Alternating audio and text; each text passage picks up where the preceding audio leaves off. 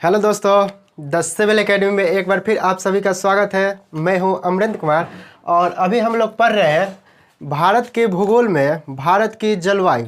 यानी भारत की जलवायु को अभी तक ले हमने पार्ट करके 4 पार्ट तक कंप्लीट कर चुके हैं। ये यानी भारत की जलवायु जो है वो हम लोगों ने काफ़ी बेसिक से पढ़ना स्टार्ट किया था और अभी तक हम लोगों ने उसमें 4 पार्ट तक कंप्लीट कर चुके हैं। और ये जो पार्ट है ये भारत की जलवायु का 5वां पार्ट होगा और इस पार्ट में हम लोग पढ़ने वाले हैं अरब सागर शाखा। यानी अरब सागर शाखा जो है वो दक्षिण पश्चिम मानसून की एक शाखा है। यानी इसके पहले पार्ट में हमने बताया था कि दक्षिण पश्चिम मानसून जो है वो 2 शाखाओं में हम लोग पढ़ेंगे, एक अरब सागर शाखा और दूसरा बंगाल खाड़ी की शाखा। तो इस पार्ट में हम लोग पढ़ने वाले हैं अरब सागर शाखा और यहीं से शुरू होता है कि भारत की जलवायु में जो काफ़ी अच्छे अच्छे सवाल पूछे जाते हैं या ज़्यादा संख्या में पूछे जाते हैं वो यहीं दक्षिण पश्चिम मानसून से ही सवाल पूछते हैं। यानी कहने का मतलब है कि अब यहाँ से जो पार्ट बनेगा भारत की जलवायु का वो काफ़ी इम्पोर्टेंट होगा। इसके पहले भी जो पार्ट है वो सब भी काफ़ी इम्पोर्टेंट है, लेकिन सबसे ज़्यादा सवाल जो पूछे जाते हैं वो दक्षिण पश्चिम मानसून के अरब सागर शाखा और बंगाल खाड़ी की शाखा और इसके बाद एक और चैप्टर आता है जिसमें हम बताएंगे कि ये जो मानसून भारत में आता है वो लौटता है और लौटने के समय में भारत के मौसम पे क्या प्रभाव पड़ता है। यानी कहने का मतलब है कि यहाँ से जो भी पार्ट चलेगा वो काफ़ी इम्पोर्टेंट होगा किसी भी एग्ज़ाम के लिए। ठीक है, तो हम लोग शुरू करते हैं अरब सागर शाखा। अरब सागर शाखा में हम लोग काफ़ी विस्तार से देखेंगे कि इस शाखा के कारण भारत में कहाँ कहाँ वर्षा होता है, कहाँ कहाँ नहीं होता है और ये जब भारत में प्रवेश करता है तो भारत के मौसम पे कैसे प्रभावित करता है। ठीक है, तो भारत के मौसम को कैसे प्रभावित करता है। सबसे पहले भारत के जलवायु में जो सबसे ज़्यादा इम्पोर्टेंट है वो एक ही फिगर है, ये वाला। ये जो फिगर है ये भारत की जलवायु को पूरा डिसाइड कर देता है। यानी जितना भी भारत की जलवायु में पढ़ाई होती है वो सब चीज़ यहीं से डिसाइड होता है। तो ये है क्या, तो ये ग्लोब का मॉडल है। ग्लोब के मॉडल में ये जो बीचों बीच लाइन है वो विषुवत रेखा या भूमध्य रेखा बोलते हैं। यानी कि इसी रेखा के ऊपर जो होता है उसकी उत्तरी गोलार्ध बोलते हैं। उत्तरी गोलार्ध जो 37 डिग्री पे होता है और उसके नीचे दक्षिणी गोलार्ध ये भी 37 डिग्री पे होता है। ये जो भूमध्य रेखा है इसमें अधिकतम जो क्षेत्र है वो समुंदर का क्षेत्र है। समुंदर का क्षेत्र कहने का मतलब है कि यहाँ यदि आप इधर से आप चलोगे शुरू से तो यहाँ मिलता है प्रशांत महासागर, उसके बाद अटलांटिक महासागर और उसके बाद हिंद महासागर जो हम लोग इस चैप्टर में पढ़ेंगे, या अरब सागर भी उसको बोलते हैं। ठीक है, अभी इसको आप याद करने के लिए याद रख सकते हो कि सबसे पहले प्रशांत महासागर, उसके बाद अटलांटिक महासागर, उसके बाद हिंद महासागर। यानी भारत जो है ये उत्तरी गोलार्ध में है और उत्तरी गोलार्ध में भारत के जो दक्षिण पश्चिम जो समुंदर है वो कौन सा है, तो अरब सागर है। और यहाँ भी हम लोग भूमध्य रेखा पे जो सागर है उससे देख सकते हैं। अब यहाँ से सवाल होगा कि भूमध्य रेखा पे जो मौसम होता है वो कैसा होता है। तो भूमध्य रेखा पे जो मौसम होता है वो ज़्यादा गर्म भी नहीं होता है और ज़्यादा ठंडी भी नहीं होता है। यानी शुष्क और आर्द्रता भरी वहाँ मौसम होता है। इसके पीछे कारण क्या है, तो यहाँ पे स्थल खंड भी है और सागर खंड भी है। यानी सागर भी या समुंदर भी वहाँ उपस्थित है और स्थल खंड भी उपस्थित है, लेकिन ज़्यादातर सागर उपस्थित है यानी समुंदर है। ठीक है, इसीलिए भूमध्य रेखा पे जो मौसम होता है वो शुष्क और आर्द्रता दोनों तरीका का होता है। यहीं से जब सूर्य जो होता है वो उत्तरायण होने लगता है, यानी सूर्य विषुवत रेखा से उत्तर की ओर बढ़ने लगता है, तब भारत के मौसम जो होता है वो बदलने लगता है। अर्थात भारत के मौसम में परिवर्तन देखने को मिलने लगता है। जैसे ही सूर्य उत्तरायण होता है यानी उत्तर की तरफ बढ़ता है तो भारत का ये जो पश्चिमोत्तर भाग है वो सबसे जल्दी गर्म हो जाते हैं। सबसे जल्दी गर्म होने के पीछे कारण होता है कि कभी भी स्थल खंड जो होता है वो सागर से काफ़ी जल्दी गर्म होता है और काफ़ी जल्दी ठंडा भी हो जाता है। स्थल खंड कहने का मतलब जो ज़मीनी है या जो सूखा हुआ ज़मीन है वो धूप से सबसे जल्दी गर्म हो जाता है सागर के अपेक्षा। यानी जो सागर का जो जल है वो देर से गर्म होता है और देर से गर्म होने के बाद होता क्या है कि वो देर से ठंडा भी होता है। लेकिन स्थल खंड जो होता है वो जल्दी गर्म भी हो जाता है और जल्दी ठंडा भी हो जाता है। यही कारण होता है कि जैसे ही सूर्य उत्तरायण होता है उसके बाद भारत का ये जो पश्चिमोत्तर भाग होता है वो काफ़ी गर्म होने लगता है। गर्म होने के पीछे कारण है कि पश्चिमोत्तर भाग ही क्यों गर्म होता है। तो पश्चिमोत्तर भाग गर्म होने का पीछे कारण है कि यहाँ पे स्थल खंड जो है वो ज़्यादा है। स्थल खंड ज़्यादा है का मतलब यहाँ जो पाकिस्तान है, ठीक है, और यहाँ भी बांग्लादेश है। तो भारत के जो उत्तरी भाग है उसमें और भारत के जो दक्षिणी भाग है उसमें स्थल खंड में बहुत ज़्यादा अंतर है। यानी भारत के उत्तर में स्थल खंड ज़्यादा है और समुद्री क्षेत्र कम है, और वहीं पे जो दक्षिण क्षेत्र है यहाँ पे भारत का जो स्थल खंड है वो कम है और समुद्री क्षेत्र ज़्यादा है। इसीलिए जैसे ही सूर्य भूमध्य रेखा से उत्तरायण होता है अर्थात ऊपर की ओर बढ़ने लगता है तब भारत के जो उत्तर क्षेत्र होता है वो सबसे जल्दी गर्म हो जाता है।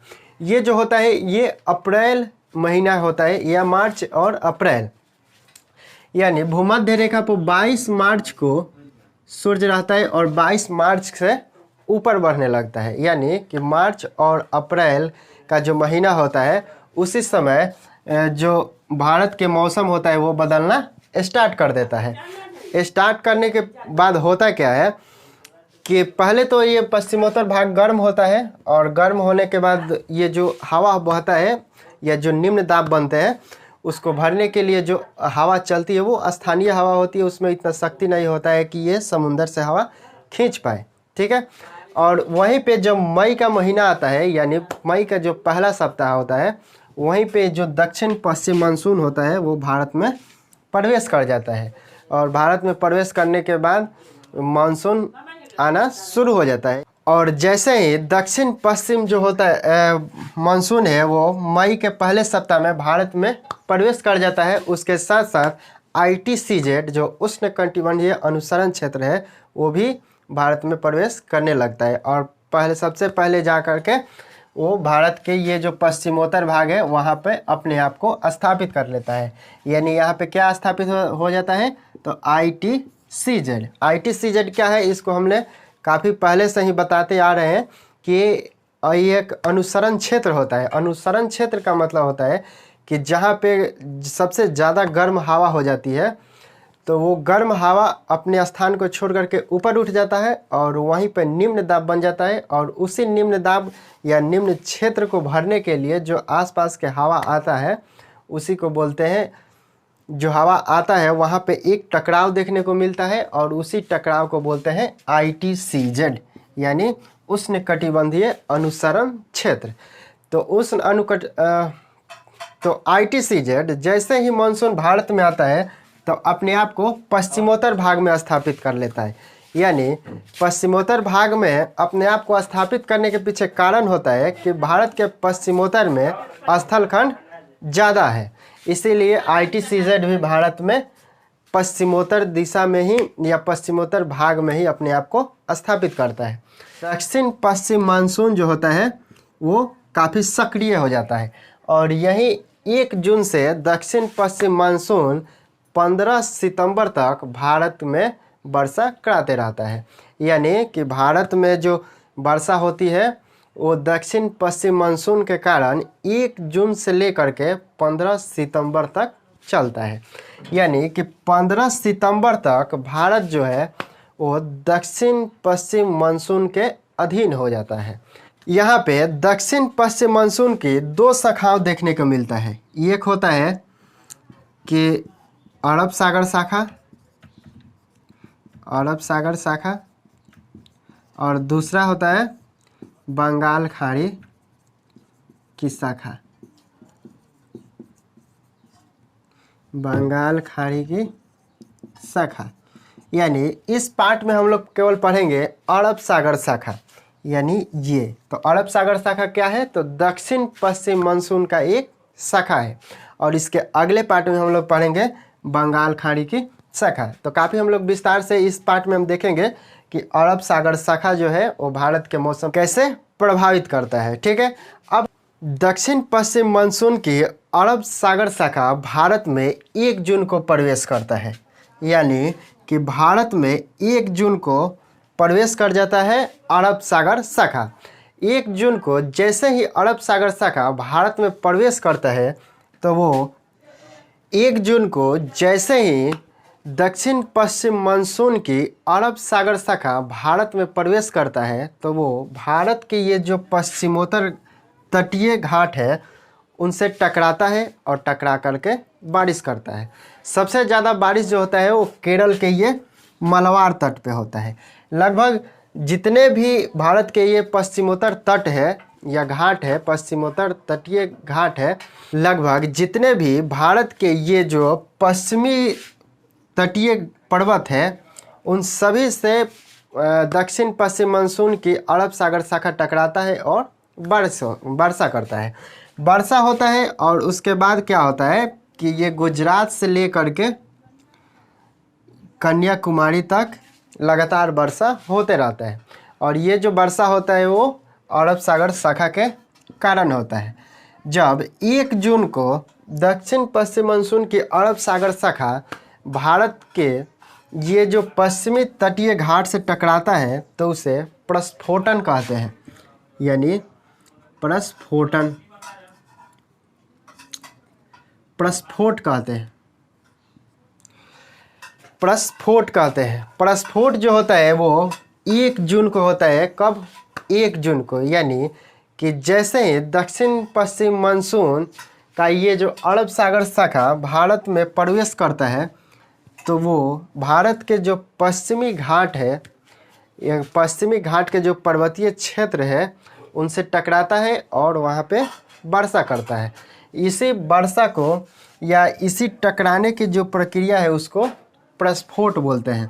प्रस्फोट या मानसूनी धमाका, यानी प्रस्फोट या मानसूनी धमाका कब होता है? तो 1 जून को होता है। कब? 1 जून को। ये जो धमाका होता है उसके साथ ही भारत में जो मानसून है अरब सागर शाखा वो काफ़ी सक्रिय हो जाता है और सक्रिय होने के बाद गुजरात से लेकर के कन्याकुमारी तक ये वर्षा कराता है। अब भारत में जो वर्षा होती है वो पहाड़ियों या स्थलाकृतियों द्वारा निर्धारित की जाती है, यानी कि जहाँ भी ज़्यादा पहाड़ होगा वहाँ पे वर्षा ज़्यादा होगी। और आगे चल कर के ये भी हम लोग देखेंगे कि पहाड़ ज़्यादा होना वर्षा के लिए कारण नहीं होता है। पहाड़ की जो ऊंचाई होती है वो वर्षा का कारण होती है, यानी कि जहाँ भी ज़्यादा ऊंचा पहाड़ होगा वहाँ पे ज़्यादा वर्षा होगा और जहाँ भी पहाड़ उससे कम होगा ऊंचा वहाँ पे कम वर्षा होगा।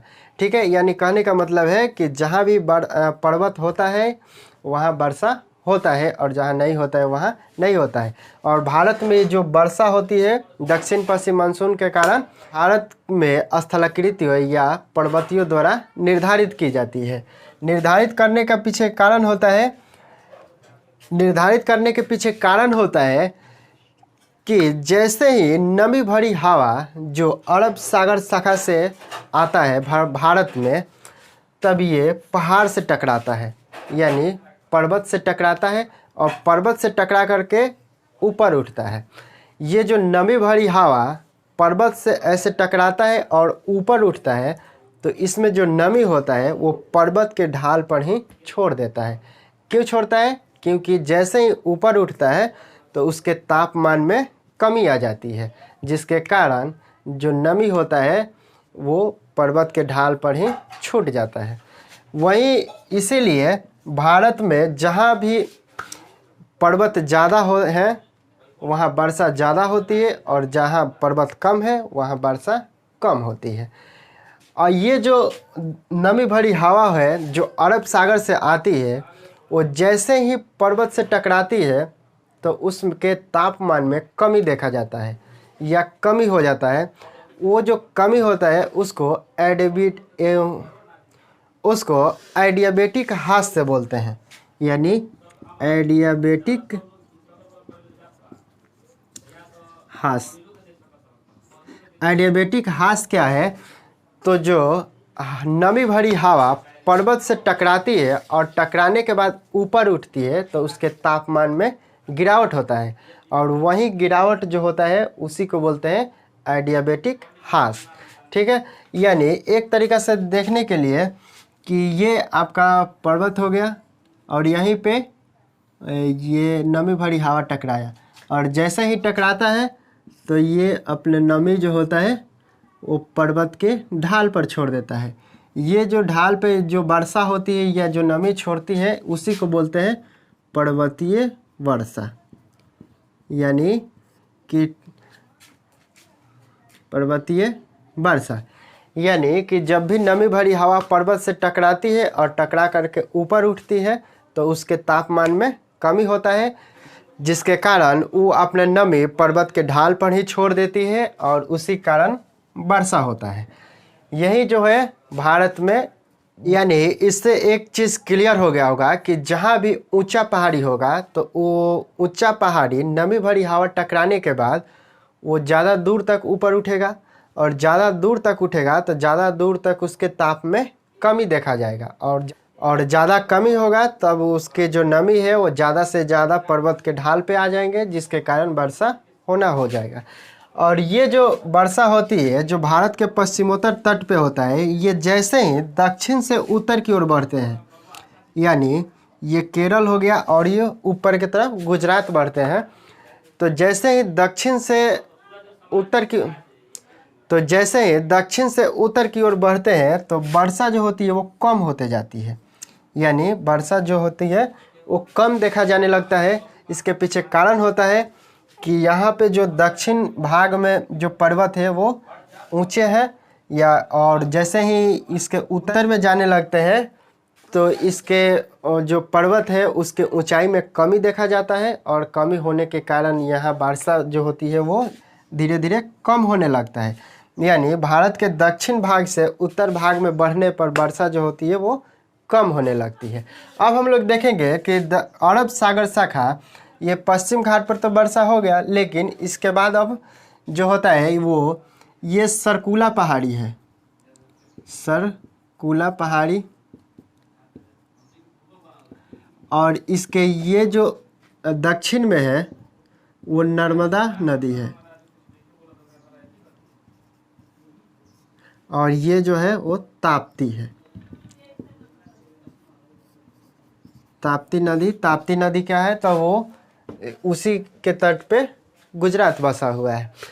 ये जो सरकुला पहाड़ी के दक्षिण है में ताप्ती नदी है और उत्तर में नर्मदा है। इसके जो होता है यहीं से नर्मदा और ताप्ती के जो भ्रष्ट घाटी है वहाँ पे अरब सागर शाखा जो होती है वो प्रवेश कर जाती है, और प्रवेश करने के बाद ये पूर्व में अमरगंडक तक जाता है, अमरगंडक तक जाता है, और यहीं तक जाने के बाद इसमें जो नमी होती है वो काफ़ी कम हो जाती है। अर्थात कहने का मतलब है कि अंतिम जो वर्षा होती है अरब सागर शाखा वो अमरगंडक तक जाते जाते समाप्त हो जाती है।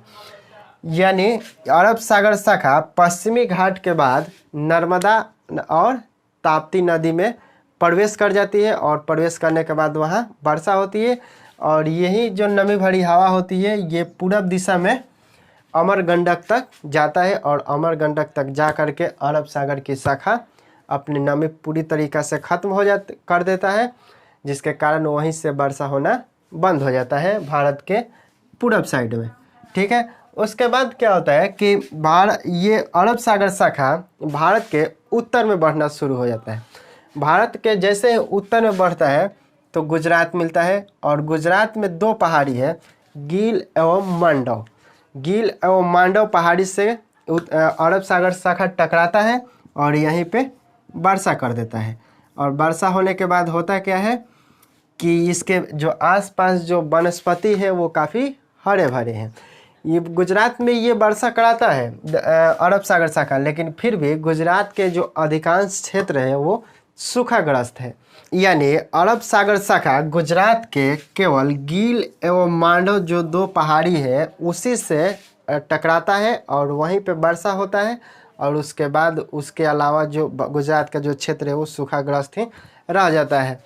यहाँ पे सूखाग्रस्त होने के बाद भी जो गील और मांडव के जो आसपास के जो क्षेत्र है वो काफ़ी हरे भरे हैं। काफ़ी हरे भरे होने के पीछे कारण है कि यहाँ पे अरब सागर शाखा से वर्षा होती है, और कहने का मतलब है कि जहाँ जल है वहाँ जीवन है।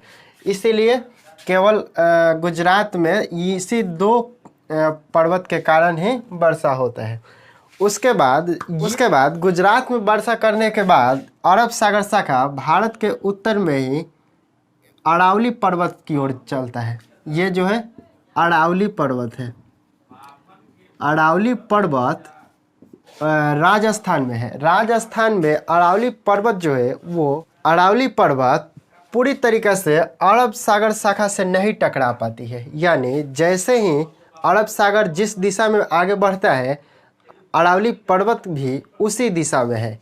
यानी कहने का मतलब है कि ये जो हवा आगे बढ़ रहा है तो अरावली पर्वत भी ऐसा ही है, जिसके कारण ये जो हवा है जो जिसमें नमी है जो भारत में वर्षा कराता है या वर्षा कराने के लिए वो जिम्मेवार है या वर्षा कराने के लिए वो उचित है, वही जो हवा होती है वो राजस्थान के अरावली पर्वत से नहीं टकरा पाती है, जिसके कारण दक्षिण पश्चिम मानसून की जो अरब सागर शाखा है वो उससे राजस्थान में वर्षा नहीं होती है।